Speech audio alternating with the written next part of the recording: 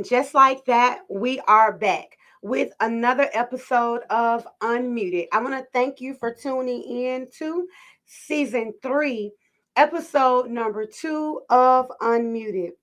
So, of course, it just would not be us if we didn't have some kind of technical difficulty coming on right before the show. But my tech guy behind the scenes always has me covered. I want to thank you all. My name is Felicia Franklin. I am your host, your moderator, your favorite social butterfly, whatever it is that you want to call me. I am here and I want to say thank you. Thank you all for tuning in. We really appreciate it. Please like, comment, share. Now we are on Facebook Live. We are on YouTube as well. And we are podcasting. So after this episode airs on tonight live, we will be uploading to our unmuted podcast. We are on Anchor, Spotify. Check us out there. You can also check it on YouTube. We were supposed to be running YouTube live simultaneously tonight. But we'll upload this episode to YouTube as well after we finish working out all of the kinks, growing pains. It comes with the process. Elevation always comes with lessons learned. But I want to thank you all for tuning in. So tonight we are going to get started with our new segment. We have a series, and I have a new segment called Let's Talk About. But before I get started, I want to actually, for those of you that have never caught Unmuted before, if you are new to YouTube, well, if you are new to the Unmuted show, I want to tell you a little bit about Unmuted. For those of you that have rocked with us for season 1 and season 2, I say thank you. We do appreciate it. Putting out my little disclaimer here first and foremost. So I'm running from a couple of different platforms. So I'm looking at you. I am tuned into you. But if you see me looking one way or the other way, it's because I got a couple of different monitors and cameras set up and we're running a few different ways. So I want to make sure everything is going good. But I am here and I am in tune to you. All right. So a little bit about Unmuted. Um, I had an idea a few years ago to do a show or do a series, and I wasn't quite sure what it was I was supposed to be doing. So I worked on it behind the scenes a little bit. I had most of it together, but I was a little afraid. I was muted. I was afraid of being judged. I was afraid of being rejected. I was afraid of being transparent because life happens to us all, and I like to call that life relationships. Life happens to us all. And sometimes when people have a perception of you, they look at you as one way or another, and they don't realize that you're human. They kind of people put you in a box. And so I was a little afraid to put myself out there because life happens to us all. We all go through life situations. I've gone through divorce. I've gone through, hurt. I've gone through the pains, of life and different things happening. And I know I'm not the only one. And I realized the very things that I was holding on to, the very things that were stifling me, were things that could help other people. I was muted by my situations, and those things were weighing me down. Those things were destroying me. And I will often ask God, why me? Why me? Why did I have to be the one to go through this? Why did I have to be the one to go through that? Whatever the situation was, from being adopted, and everything that I had gone through in my life, the broken home, the broken marriage, and these things. And I will often question God, why me? Why me? And when I finally got my answer, I stopped saying why me, and I started saying, well, why not me? Why not me? And I wanted to use the very things that I had gone through and grown through to help somebody else get through, because everyone doesn't have the same coping mechanisms. So we're all here to help each other. So with that, that's how Unmuted was birthed. It was through my trials, through my tribulations, through my periods of isolations, through my hurts and through my pains, that I realized that I can help someone else. And now we're bringing to you Unmuted, the growing pains that we've gone through and we've grown through. Now we want to help and pull others to get through. And I present to some, and I read, introduce to others Unmuted. Thank you all for tuning in. We really appreciate you. Thank you. Please like, please comment, share it. It doesn't, even if unmuted is not for you, it may help someone else that you know. You never know. So it doesn't take but a second to share. So please share. Um, Sharing is caring. All right, so first we want to get started. Now that we have the introduction out there and you know a little bit about what's going on, I can see your comments from different platforms. So please, please, please talk to us. You know, we like to go back and forth. I do have a special guest on tonight. I'm going to bring him out shortly. Let's see who we have. Hey Nardo, thank you for tuning in. We really appreciate. Oh, I thank you so much for tuning in. Every night. Every Sunday night as much as you can. I really appreciate it. All right, so getting started with this new segment I like to call Let's Talk About. So let's talk about, I want to talk about something local. I want to talk about something statewide, and I want to talk about something national because we have local crises and sometimes they get overlooked, and we have state crisis and sometimes they get a bit overlooked, but we want to keep unmuted relevant. We want to keep unmuted relevant to what's going on in the now. Right now, some of the local topics that we are dealing with. One thing that we are really dealing with here in the city of Montgomery, Alabama, is the shootings and the death rate. It is ridiculous right now. I try not to watch the news. I'm really not a big news person, but I do have the WSFA app, and I can select what it is that I actually want to read up on, and I try not to get into too much of that. But one of the articles that caught my attention was 7 homicides in 9 days. Now, this was about a week and a half ago, and we've had a few more since then. This, mortality rate, the shooting, the it is really getting out of hand. Our young people are not learning, and they don't know how to deal with certain situations. They don't deal with things the way we deal. We used to deal with things when we were growing up. Life happens to us all. Back in the day, we might fight, but we live to fight another day. Now they have gunplay. And I think it takes all of us as a community, all of us as a people, all of us as a culture. It takes all of us to come in and try to change the situation. One person can't do it. One community can't do it. It takes all of us to come in because this is a local crisis, but it's not just a local crisis. This is a statewide crisis, not just here in the city of Montgomery, but you have other cities. You have Birmingham, and the rate is just high all over. We're seeing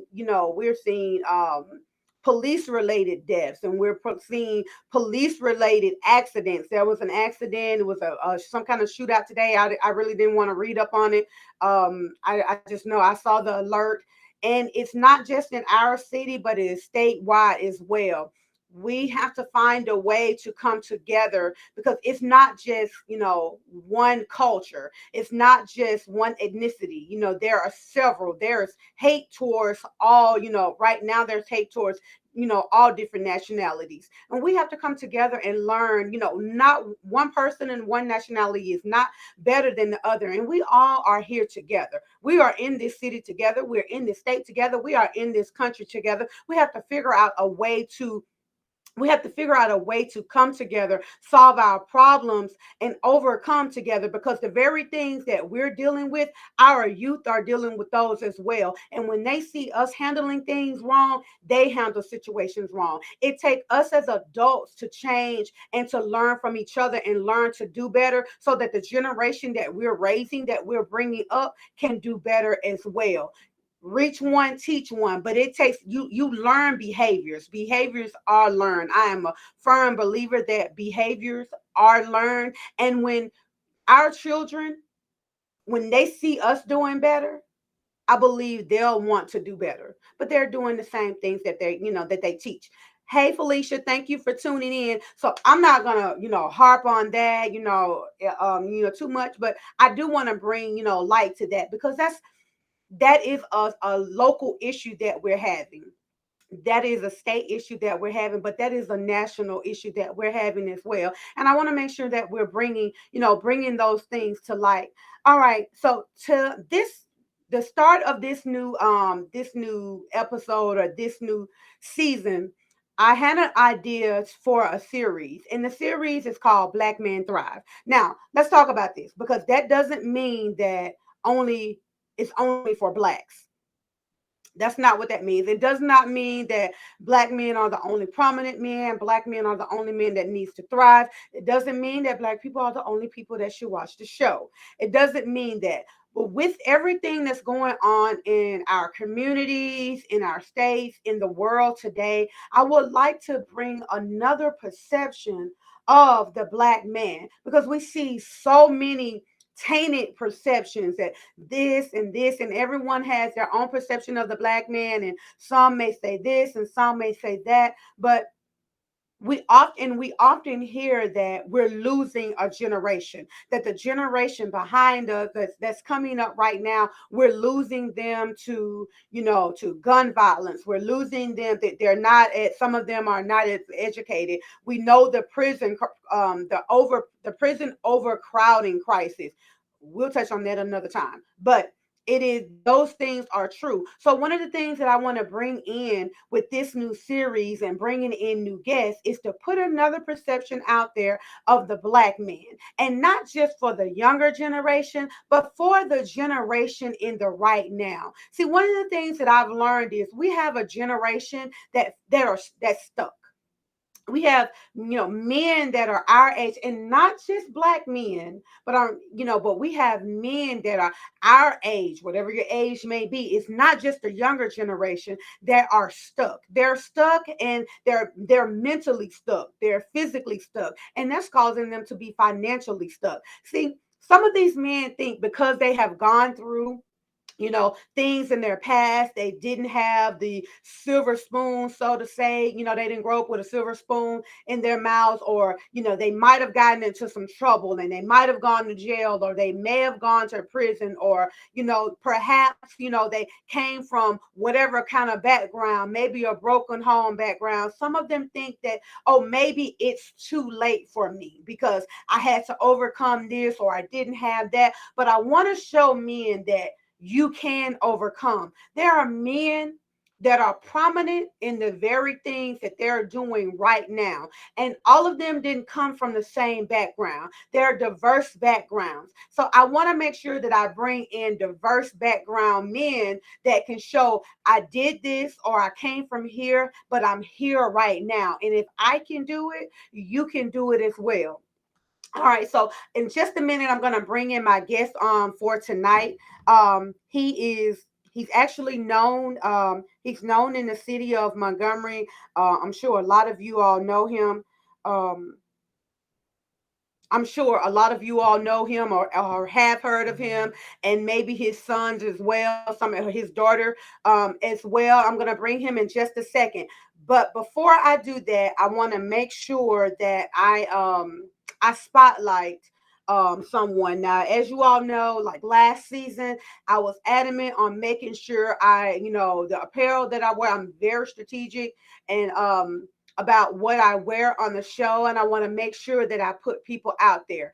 Because I think that we have to support each other. If it's going to grow, we should show support. If we want to support people to support us, we have to make sure that we're supporting other people and show that same love that we want. We have to show that to other people. So one of the things that I like to do, like to make sure that I rock someone's brand every Sunday on my show. One of my favorite people is Coolio. He comes through with the come through every time. Now his name is actually Eric Morris. His brand is Coolio Collections. Now, my top tonight is Coolio Collection. This one was custom for me, and he does that. We have different apparels. Now, I had on a sweatshirt earlier before I put this one on.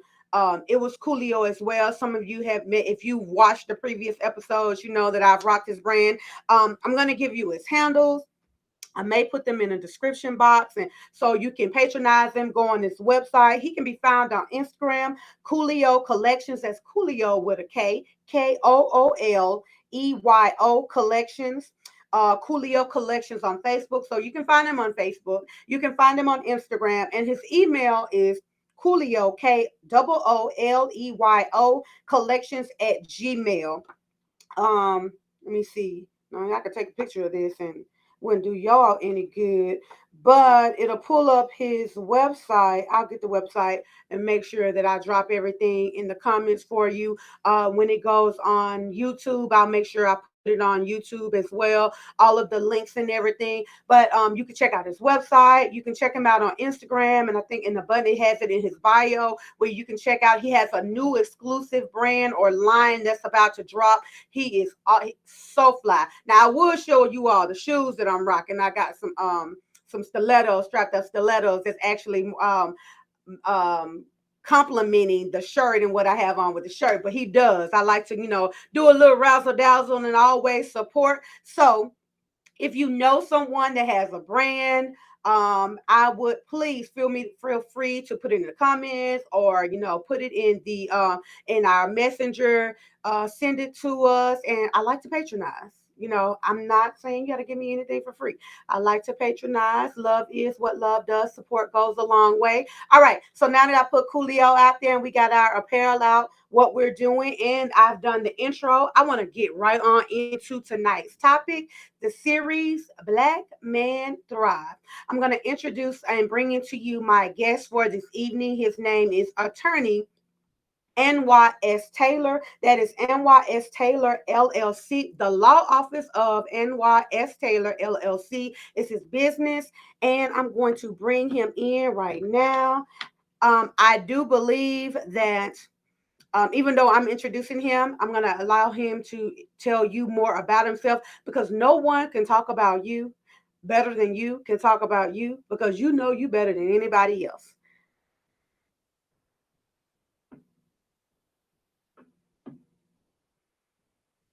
All right, all right. Can you hear Hi, me? how are you? I'm well. Let me see. I can't hear you. Maybe Let's it's see. me. Can you hear me?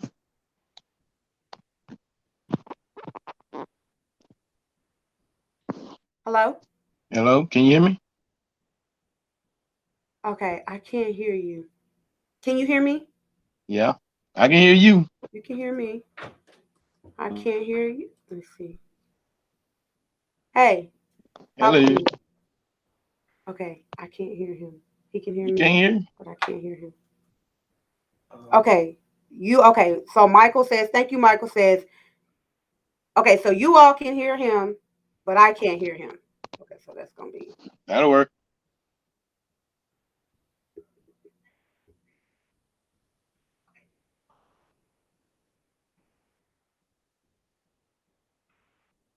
okay.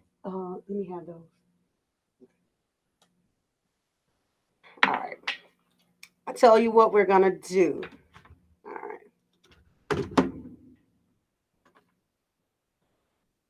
Talk to me. Can you hear me? Okay. Gotcha. Gotcha. All right. Thank you for first of all, thank you for agreeing to the show. No problem. All right. So I want you to introduce yourself a little bit to the people, let them know who you are, about yourself, not just being an attorney, but the things that you do in the community. Well, um, like you've already said, my name is Anwar S. Taylor Sr. I actually I have five kids because I have four biological and a stepchild I raised since she was one. Um, and I'm very proud of my children. I have my oldest daughter, she's in law school. My son is in pre-med at Howard, and my two boys play football at Catholic. Um, my 17-year-old, I'm hoping he decides to do something with his life, but we still got to get there. Um, I coach football. I've coached high school. Helped start a little league team, Montgomery Dolphins, in which I always represent my Dolphins.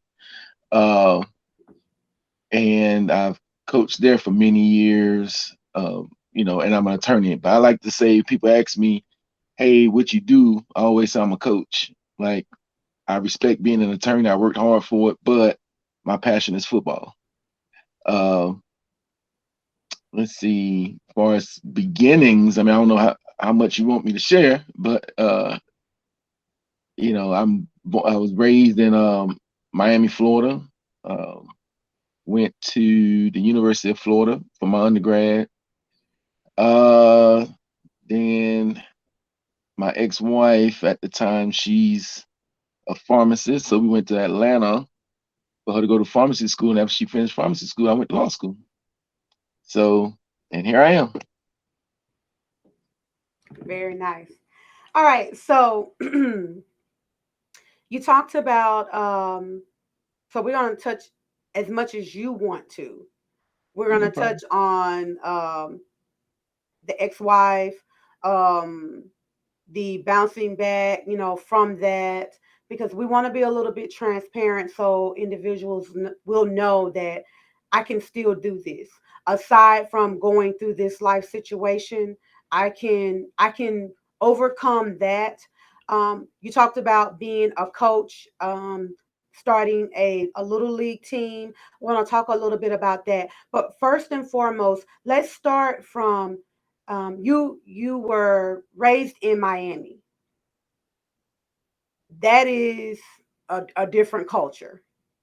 So the things that you had to overcome, the things that you dealt with, as a young man growing up in a particular background to get you to where you are right now. Let's talk about that. Okay. Well, like I say, raised in Miami. At the time, my life was about I wanted to be the next, you know, dope pusher or the next, big time man with the jury and all that. And actually have an older brother that went to jail for something he didn't do. Um, and that made me decide that I wanted to go into law because at the time I felt like he didn't receive the justice that I just we everyone knew that he was going to receive, but he didn't get it. So that sort of made me that put the spark for law. But like I said, I wanted to be a street guy. I wanted to be what everybody else was, and it took once I started playing football and getting exposed to that and having people in my life that actually cared about me. um, it changed everything. Uh, I grew up in a single parent home. I mean, I probably saw my father maybe one time my entire life. Um, and it took having a man to actually care about me and guide me to make me understand that hey, there's more to life than the street life. All right. So now you said something that really sparked my interest. You said you thought you wanted to be a drug dealer, which we deal with a lot of that right now. The street life, the fast life, that's what a lot of kids are gearing towards these days. They want that fast money. What caused you to change? Like I said, I have a brother. My oldest brother actually went to jail for something that he didn't do. Um, and I saw that he didn't get justice because everyone knew, the whole world knew that he didn't do it, but yet he still got found guilty. And it was because he had, at the time, horrible representation, um, someone that really didn't care about him as an individual or fight for him. And that made me decide that, people need to be represented and someone need to care about individuals. And that sort of got the spark going for me to want to go into law. So because you saw firsthand what he dealt with, that changed your mind. Y- Okay. So now, so in going down that path, that shaped your mind. How does that affect you when you're raising your sons and raising your daughters, particularly your sons, because you're raising black men. You have one that is in Harvard, correct? Howard. Howard. How does that shape you changing their mentality and what they want to do? And then I want to talk about, what you deal with even in your own business, with you being an attorney, and how that shapes your mentality into helping others because you knew what happened even in your own family. Yeah. Um, when it comes to my kids, okay, growing up without a father figure or a father in my life, I had I was determined to break the cycle. I was determined to be that father for my children that I never had.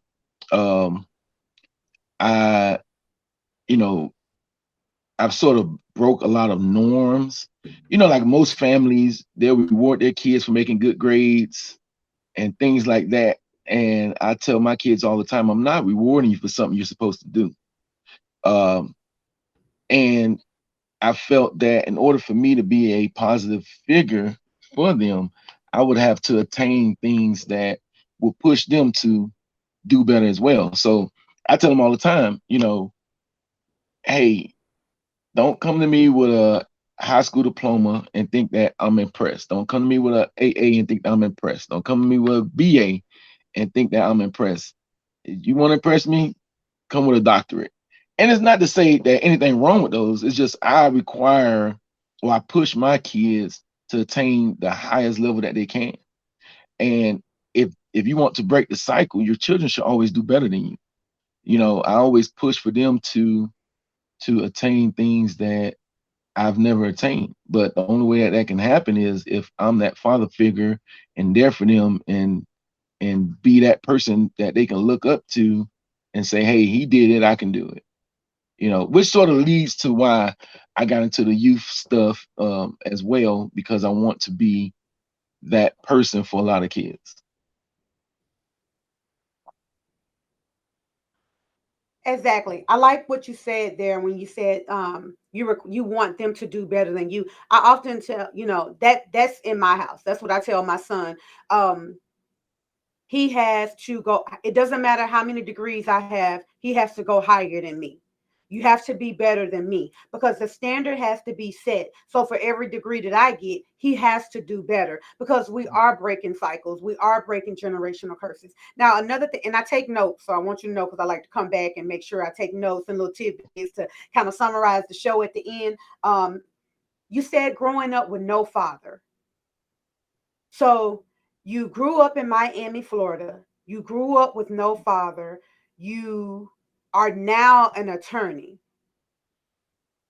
You have, you have come from a background where you saw your brother go to jail for something that he didn't do, and you are now an attorney.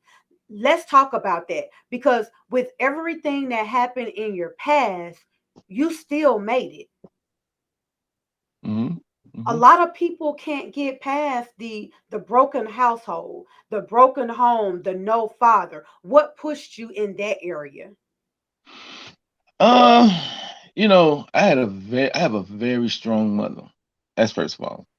Like it's four of us. I have two older brothers and one younger sister. And when I say my mom is crazy, that's a crazy lady. I'm to this day, I'm still afraid of that woman. And I'm grown. But um and it's different when you have a male figure around, and that's where football came in at. But um getting tired of living that way, growing up without shoes to wear or food, consistent food, got to go on the street and beg or do something wrong in order to survive. I said, when I was a child that, you know, when I'm an adult, I'm not gonna live that way, and I refuse for my kids to ever feel that. And it's funny because I had a conversation with a friend of mine one day, and I explained that, growing up, I felt like I didn't have, I call it a light.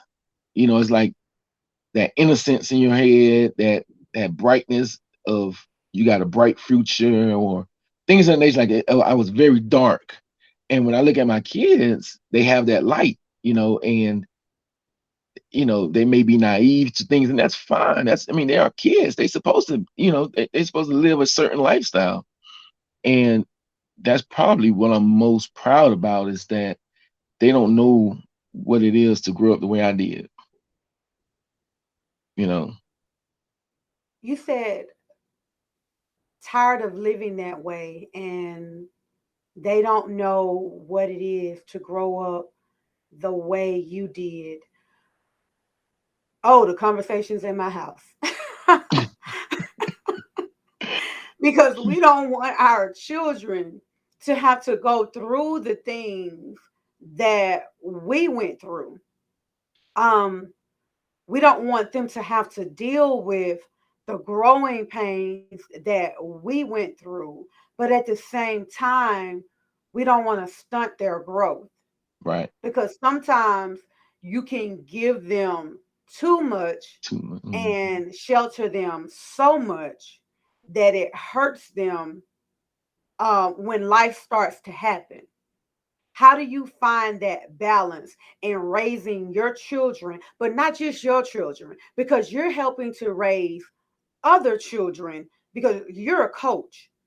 Those you have an impact on other children's lives because some of them may not have a father, and you know what that's like to grow up like, you know, grow up like that. So how do you find that balance? What do you use to help those? And even in your own home, when you're having the conversations like, I went through this, but you're not going to.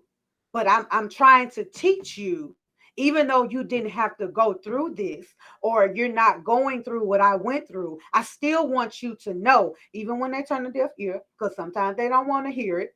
You know, how do you find that balance? What's your strategy? Well, there's no strategy. Number one, uh, I like to say I have true tailors in my house. Right? They get it true, and as I was saying, they get it true.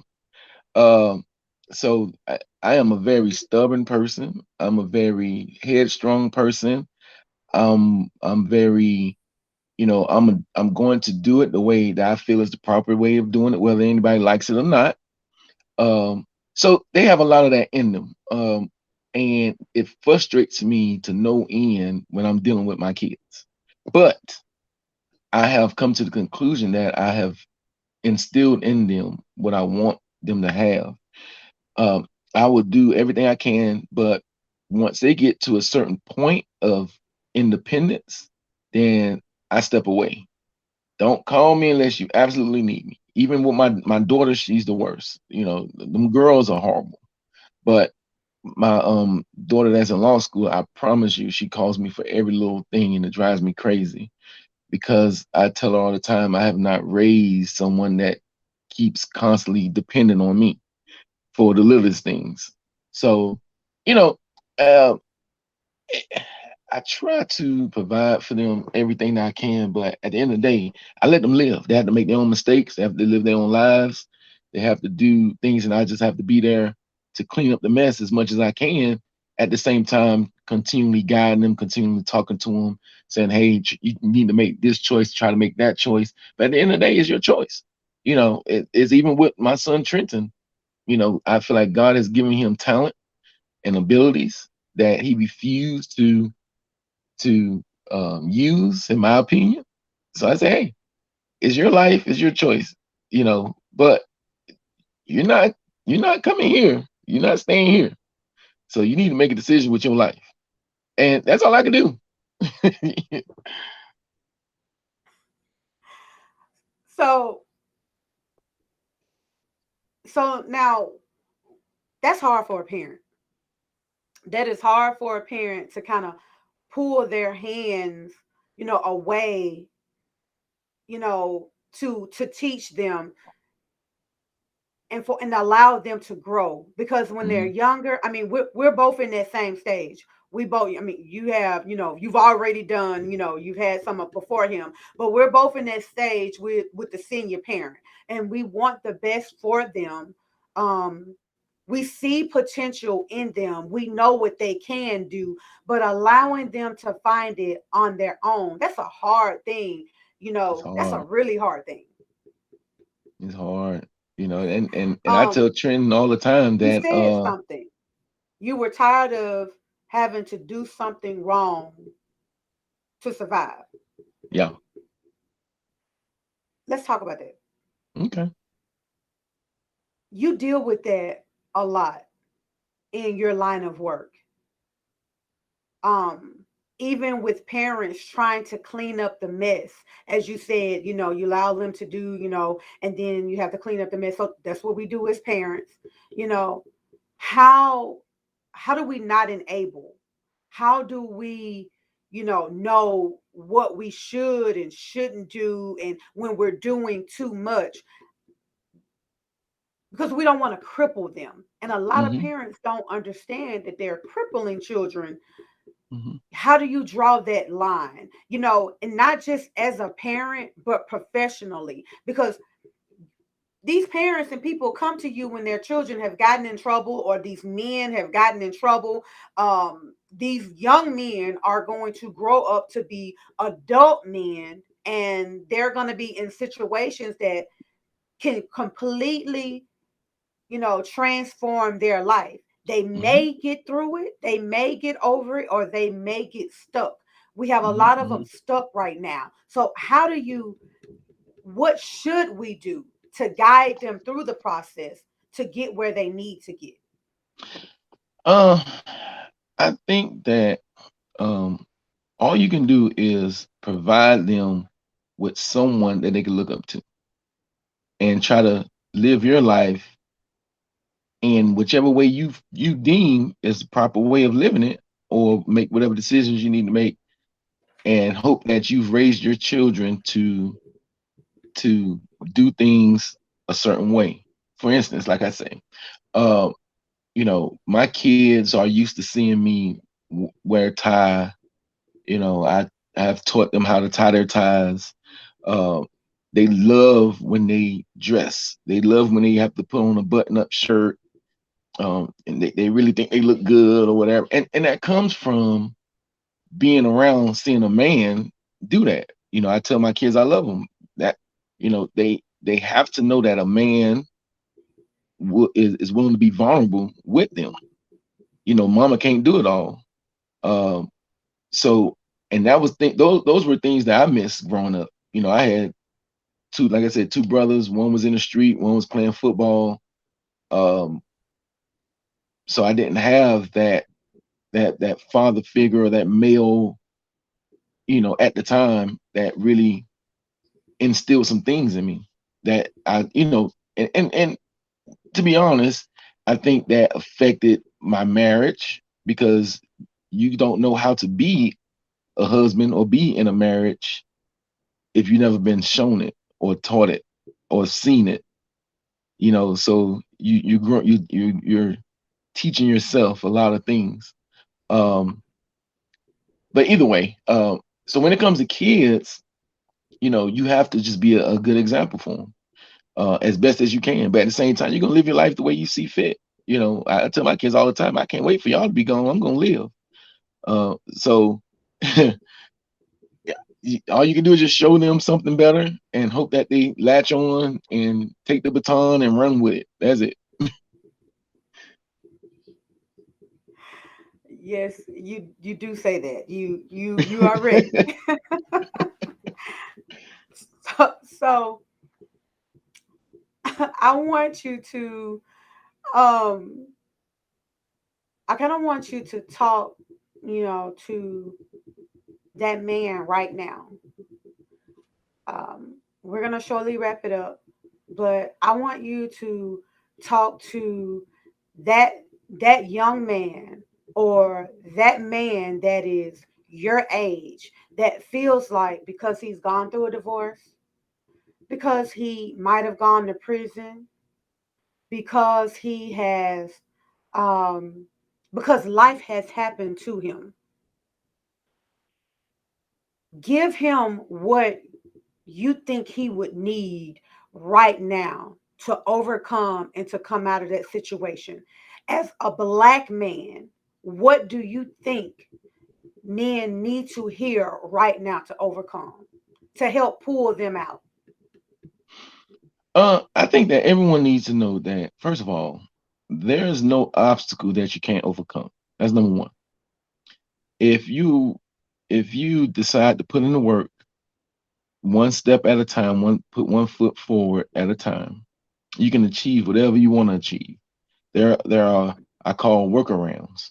Yes, the laws are set up to keep you in certain places, but you have other means of getting things done. For instance, you have expungements, you have pardons, you have uh it's so many avenues that you can use to clear yourself of whatever you've done in the past and move forward. Trust me, I'm no angel. I don't act to be an angel or act like I'm an angel, but I made a decision and I ran with it. But once you've made that decision, you got to stick with it.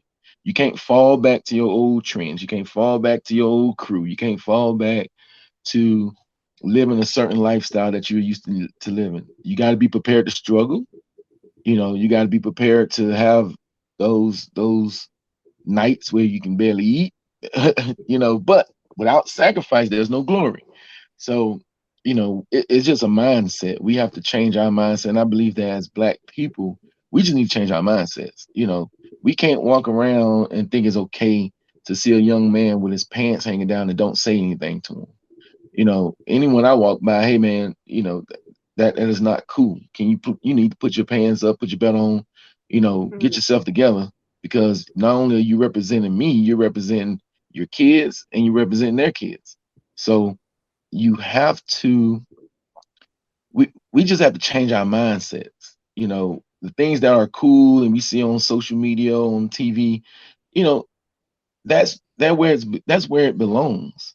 But you as an individual, you have to have some morals, you have to have some standards, and you have to, walk around and hold yourself accountable for yourself first before you can even impact anybody else. Um, so I would say, um, decide what you want to do, acquire a goal, and work towards it. One of my favorite sayings, I always say, plan your work and work your plan. Simple as that. And I think that if we do that, no matter how small it is, we got to be okay with small goals. You can't have the big goal. I want $1 million house. What? No. Let's start with, I want a house, you know, 1, 2 bedrooms. Let's start with something. Always have something to start with and then work your way up. Okay, I'm taking notes over here so I can come back and use this. Absolutely. Work the plan, plan to work and work the plan. Sacrifice, without sacrifice, no glory. Those are definitely needed. We have a comment that I just pinned. It says men need to hear that it's okay to express themselves. It's okay to cry. Know that they have someone to listen to them and not be ashamed of their past. Men need to know that everyone is not here to stab them in the back. I agree with that 100%. Sometimes men, oftentimes men tend to hold things in and don't show that emotional side. And when you don't release, you get in your own head, and that can take you down. When you get in your own head and stuck in your own self and not releasing those emotions, Hmm. your mind plays tricks on you. Hmm. So I Hmm. absolutely agree that men need to be able to express, have a safe place. Hmm. I want to I want to thank you for coming on. I mean, and it was a quick work. Uh Major shout out to Mr. Stringer. Please keep his family in prayer. Please keep him in prayer. But I want to thank you so much for coming in on the show tonight. Um I'm going to put you in queue. Don't hang up. I'm gonna come back to you. Let me wrap everything up, and then we'll chit chat in just a minute. All right.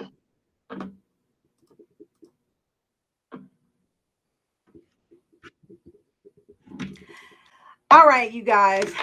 We got a slight delay going on. I think this has been a great show thus far.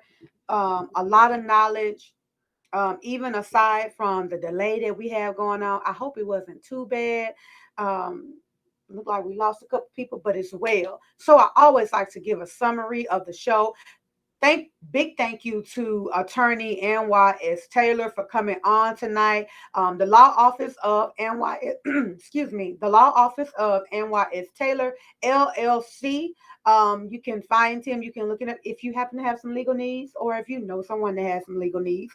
Um, Thank you, Nardo. Thank you so much. I was trying. I always like to end the show with a few tidbits of what the guest said, what I pulled out of it.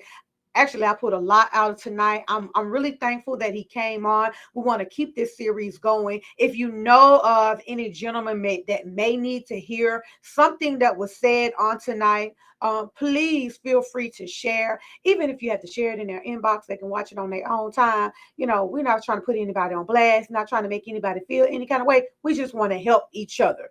Love is what love does, and we want to help each other. One thing that he said that really stuck out to me was, Mama can't do it all. No, we can't. Although we do try. We do try. Mama cannot do it all. We can only do what we do, how we do what we do, and try the best that we can. Believe me, I know it is not for the faint of heart trying to raise a young man, and especially a young black man in this day and age. But we put that game face on and we try to do what we have to do, but we cannot do it all. Another thing that he said was, provide men, and not just young men, but provide men with someone to look up to. It doesn't matter what your age is, what your background, what your ethnicity is, whatever. It doesn't matter what it is. We all need a mentor. We all need someone to look up to. Mentors have mentors. Remember that. Your mentor has a mentor. Your mentor has someone that they look up to. Um, Another thing that he said was, be the example. What we're wanting our children to be, what we're wanting, our loved ones to be, we have to be the example. Sometimes they won't change because they don't see a change in us. And that doesn't matter if it's a man or a woman. That doesn't matter if you're black, white, blue, or green. Be the example. Lead by example. That's one of the things that I definitely say a lot in the military. I want to lead by example. I try to lead by example at all times. If I'm wanting someone else to have a standard or live by a code, I need to live by that same code. So it doesn't matter who you are, leading and living by example and being the example. Um, Without sacrifice, there is no glory. Expect every day to come with its own every day, because days are going to day, because that's what they're called. Life is going to happen. Expect to sacrifice. Without sacrifice, there is no glory. You look at ball players, they had to sacrifice something to get to where they are, whether it was basketball, whether it was football, whether it's soccer. Sometimes you have to let things go and people go to get where you want to get. You have to do something different if you want something different. There is no glory without the sacrifice. Change your mindset. Oh, I love that one. We have to change our mindset. You are what you think. If you constantly have a negative mindset, negativity is going to follow you, because that is your perception. I remember, and I'll throw this out there. I remember years ago, I think my son was maybe in the seventh grade or something like that. And he was talking to his dad, and he told his dad he didn't like English. And I know that seems like something simple. He was like, he doesn't like English, and English was his least favorite subject. And his dad told him, he, so to speak, change your mind, change your perception of it.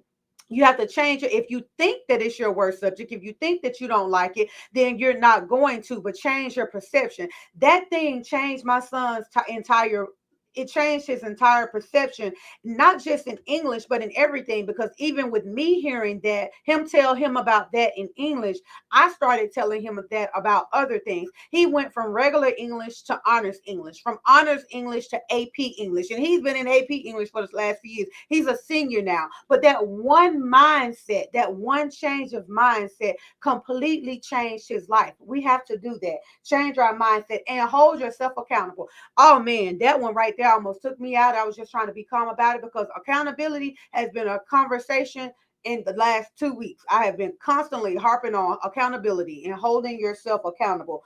Plan to work and work the plan. It's okay to have small goals.